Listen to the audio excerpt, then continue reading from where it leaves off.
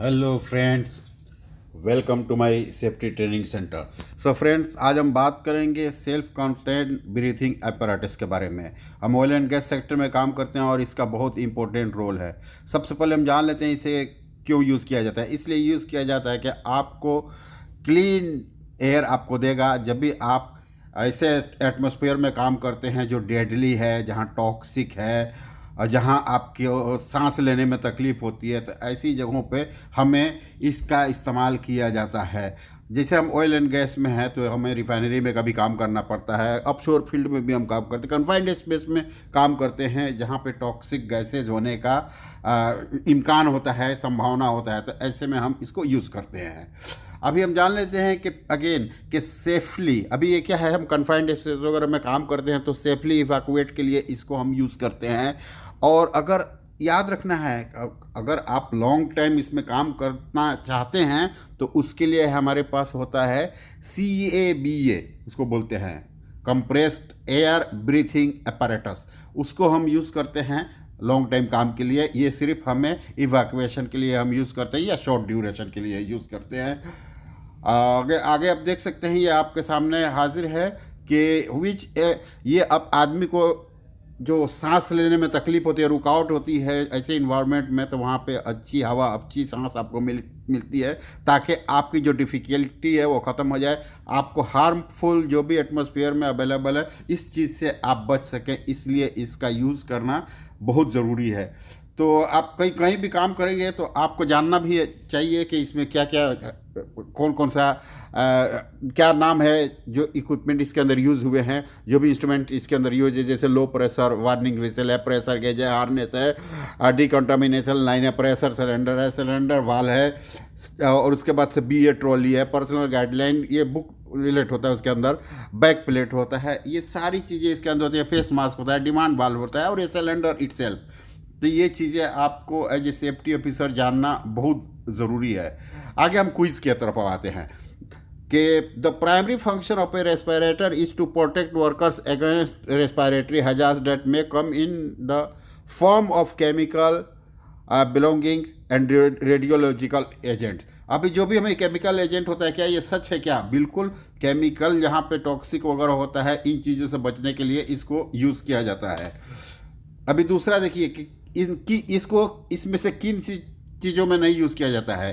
तो मैंने टिक कर दिया है कि जहाँ फॉलिंग है, फॉलिंग के लिए इसकी ज़रूरत नहीं है, हमें ऑक्सीजन डिफिशिएंट एटमॉस्फेयर है ऐसी जगहों पे यूज़ करना है, फोग जहाँ पे ऐसी जगहों पे यूज़ करना है, मिस्ट जहाँ पे स्मोक होता है, जहाँ पे सांस लेने में तकलीफ है, ऐसी जगहों पे यूज़ करता है बहुत। लेकिन फॉलिंग से इसका कोई ताल्लुक नहीं, उसका PPE अलग होता है।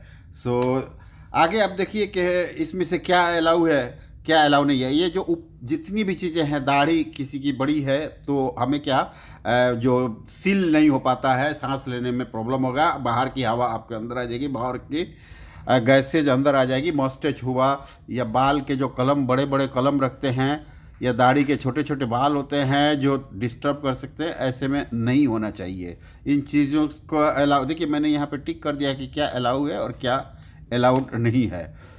आगे देखिए कि a user seal check shed, ये कभी भी आपको सील चेक करना है कि नहीं, कभी भी आप यूज़ करना है आपको सील चेक करना है every time the respirator is on.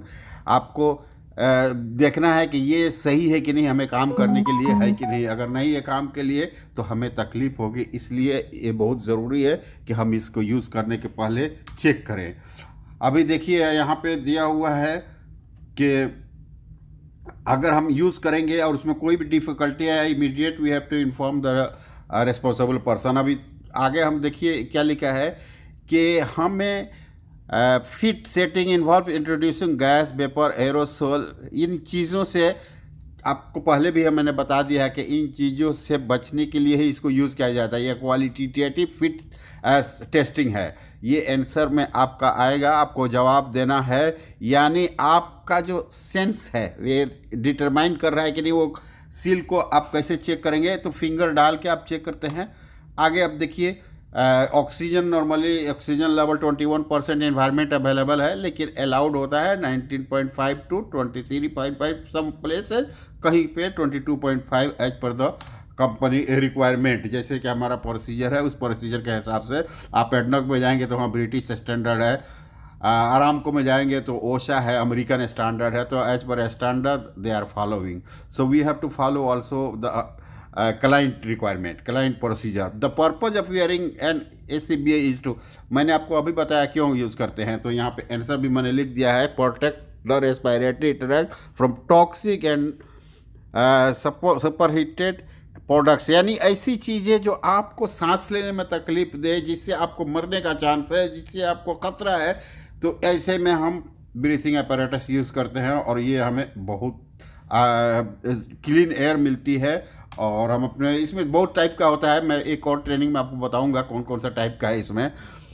So standard देखिए, चश्मा वगैरह जो गिलास वगैरह होता है तो वो भी नहीं पहनना चाहिए उसके अंदर, क्योंकि चश्मा पहनेंगे तो जो फेस मास्क है वो उसमें टच होगा, फिर उसमें गैप रहेगा और गैप रहने के बाद आपको सांस लेने में तकलीफ होगी, बाहर की हवा जो कंटामिनेटेड एयर है वो आपके अंदर आएगी और आप प्रॉब्लम में आ सकते हैं, आपको आपके साथ दुर्घटना हो सकता है, घटना हो सकती है। तो इससे बचने के लिए आप फॉलो करें safety procedure. Advantage of wearing and ACBA, क्या एडवांटेज है, तो ये क्या है कि जो भी ऐसा इन्वायरमेंट है जहाँ पे सांस लेने का प्रॉब्लम है, तो ऐसे में अनलिमिटेड हमें वो जो वर्क करना पड़ता है, जो प्लेटफॉर्म देख रहे हैं ऑफशोर का प्लेटफॉर्म है, इनसे हमें यूज़ करना है जब भी कोई ऐसा कंटामिनेशन हो, टॉक्सिक गैसेज हो प्रेजेंट हो, या ऐसी जगहों पे जहाँ पे हमें किसी को रेस्क्यू करना पड़ता है, तो ये टीम होती है, हमारा काम नहीं है। अगर हमने रेस्क्यूअर है तो हमारा काम भी है,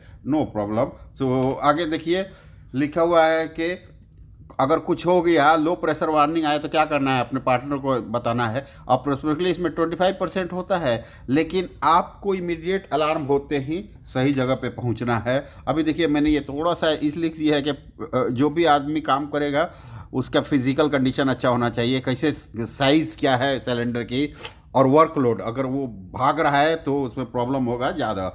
और इसमें मैंने थोड़ा सा टाइमिंग भी लिख दिया कि रेस्टिंग में आपको कितना यूज़ कर सकता है, लाइट में आपको कितना यूज़ कर सकता है, मॉडरेट में कितना होगा, हेवी वर्क होगा तो आपको कितना होगा।